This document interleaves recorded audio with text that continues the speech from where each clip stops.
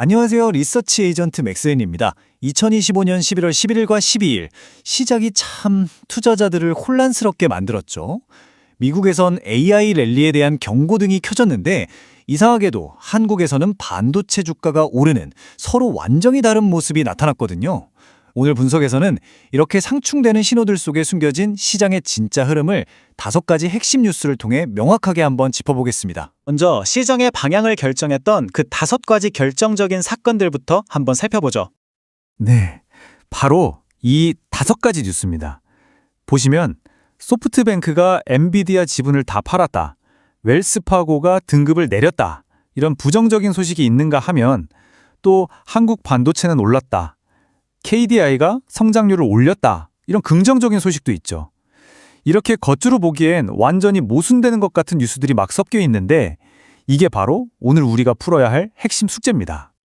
아니 그럼 도대체 왜 미국이랑 한국 시장에서 이렇게 서로 다른 좀 혼란스러운 신호가 동시에 나온 걸까요? 그 이유를 한번 파헤쳐 보겠습니다. 핵심은 이거예요. 거시경제, 그러니까 경제 전체로 보면 좋은 소식이 있었는데 특정 섹터, 특히 IT 쪽에서는 악재가 터져버린 거죠. 이 둘이 충돌한 겁니다. 왼쪽을 보시면 미국 정부 셧다운이 끝날 것 같다, KDI가 우리나라 성장률을 올렸다, 이런 건 다 좋은 신호잖아요. 근데 오른쪽을 보세요. 소프트뱅크가 엔비디아를 팔고 웰스파고가 등급을 내리는 이런 큰 손들의 움직임이 이 좋은 분위기를 그냥 다 덮어버린 겁니다. 이 타임라인을 보시면 24시간 시차의 함정이라는 게 뭔지 아주 명확하게 보입니다. 자, 미국 시간으로 11월 10일 셧다운이 끝날 거라는 기대감에 엔비디아가 무려 5.8%나 급등해요. 그리고 바로 다음 날 11일 한국 시간이죠. 우리 시장인 이 소식을 받아서 SK하이닉스가 2.1% 상승으로 출발합니다. 여기까지는 좋았죠? 그런데 바로 그날 밤 미국 시장이 다시 열리니까 소프트뱅크 매각이라는 생각지도 못한 악재가 터진 거예요.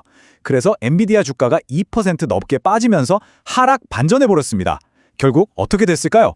11일에 SK하이닉스를 샀던 우리 투자자들은 하루 지난 호재에 올라탔다가 밤사이에 터진 새로운 악재를 그대로 맞게 된 거죠. 바로 이 지점에서 우리가 깨달아야 할 게 있습니다. 시장의 들뜬 분위기, 흔히 말하는 하이프랑요, 기업의 진짜 가치인 펀더멘털을 구분해야 한다는 겁니다. 이제 엔비디아 주가와 SK하이닉스의 실적은 서로 다른 길을 가기 시작했다는 신호예요. 이 현상을 설명하려면 좀 중요한 개념 하나를 짚고 넘어가야 하는데요. 바로 구조적 파괴라는 겁니다. 이게 계량경제학 용어라 좀 어려워 보일 수 있는데 아주 쉽게 말하면 이런 거예요. 예전에는 A랑 B 사이에 끈끈한 관계가 있었는데 어떤 사건을 계기로 그 관계가 그냥 뚝 끊어져 버렸다는 뜻입니다. 다시 말해서 SK하이닉스 주가가 그냥 엔비디아 주가만 졸졸 따라가던 그 옛날 공식이 이제는 더 이상 통하지 않게 되었다는 거죠. 보시는 것처럼 엔비디아와 SK하이닉스는 이제 완전히 다른 스토리를 쓰고 있습니다. 엔비디아는 뭐랄까, 밸류에이션도 높고 AI에 대한 기대감, 즉 심리로 움직이는 정점의 하이플 스토리에 가깝습니다. 반면에 SK하이닉스는 HBM 수요가 탄탄하고 메모리 사이클이 돌아오면서 실적이 좋아지는 펀더멘털 회복 스토리를 쓰고 있는 거죠. 그래서 소프트뱅크의 매도는 자금이 다른 곳으로 이동하는구나 라는 신호로 봐야 하고, KDI 발표는 역시 반도체 경기가 살아나는구나 라는 펀더멘털 확인으로 봐야 하는 겁니다. 자, AI를 둘러싼 하이프가 이제 정점에 다다랐다는 신호가 나오면서 시장의 똑똑한 돈, 즉 스마트 머니는 다음 투자처를 찾기 시작합니다. 그리고 최근 나온 뉴스들이 명확하게 한 곳을 가리키고 있었죠. 바로 이 뉴스입니다. 삼성 디스플레이가 XR 기기에 들어가는 4K급 올리도스 양산을 시작했다는 소식. 이건 그냥 신제품 하나 나왔다는 게 아니고요. 애플, 소니 연합이 주도하던 시장에 삼성이 본격적으로 뛰어들면서 새로운 하드웨어 전쟁의 시작을 알리는 신호탄이라고 봐야 합니다. 그럼 왜 지금 이 시점에 XR이 이렇게 중요할까요? 몇 가지 이유가 있습니다. 첫째, AI 테마에 너무 많이 쏠려있던 투자 포트폴리오에 아주 좋은 대안이 될 수 있습니다. 둘째, 반도체 너머로 기술주 포트폴리오를 다각화할 수 있는 새로운 길을 열어주는 거고요. 그리고 마지막으로 가장 중요한 건 이게 단순히 제품 하나가 아니라 관련 장비, 부품 공급망 전체에 걸친 새로운 성장 사이클이 시작된다는 신호라는 점입니다. 삼성과 애플, 소니의 경쟁이 붙으면 기술 혁신과 투자는 훨씬 더 빨라질 거고요. 자, 그럼 지금까지 나온 이 모든 분석들을 하나로 모아서 한국 시장에 대한 명확하고 실행 가능한 투자 전략으로 한번 정리해 보겠습니다. 이 표를 보시면 지금까지의 분석이 어떻게 구체적인 전략으로 이어지는지 한눈에 보실 수 있습니다.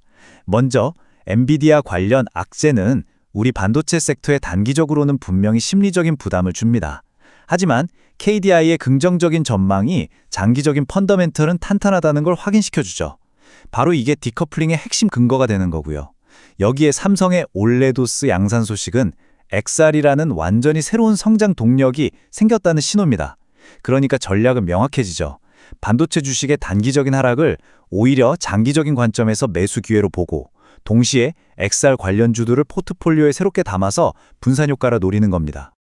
이런 전략적인 흐름을 단계별로 정리하면 이렇게 됩니다. 첫 번째, SK 하이닉스와 엔비디아는 이제 따로 봐야 한다. 이 디커플링을 확실히 인지하는 겁니다. 두 번째, 엔비디아 뉴스 때문에 시장의 과민 반응에서 반도체 주가가 빠진다면 이걸 펀더멘털에 기반한 좋은 매수 기회로 활용하는 거죠. 세 번째, 동시에 다음 기술 사이클인 XR 관련 밸류체인에 대한 투자를 시작해서 포트폴리오를 다각화합니다. 그리고 마지막으로 포트폴리오의 안정성을 위해서 K컬처 소비재처럼 꾸준한 성장 모멘텀을 보이는 종목들도 선별적으로 담아두는 걸 고려해 볼 수 있겠습니다. 결국 오늘 분석은 우리에게 이런 질문을 던지고 있습니다. 지금 시장은 거대한 자본의 이동이 시작된 것을 단순히 수요의 붕괴라고 착각하고 있는 건 아닐까요? 한번 깊이 생각해 볼 문제죠. 마지막으로 한 말씀 드리겠습니다. 오늘 전해드린 내용은 정보 제공을 위한 것이며 특정 종목에 대한 투자 권유가 아님을 분명히 밝힙니다. 모든 투자의 최종 결정과 책임은 투자자 본인에게 있다는 점 꼭 기억해 주시기 바랍니다.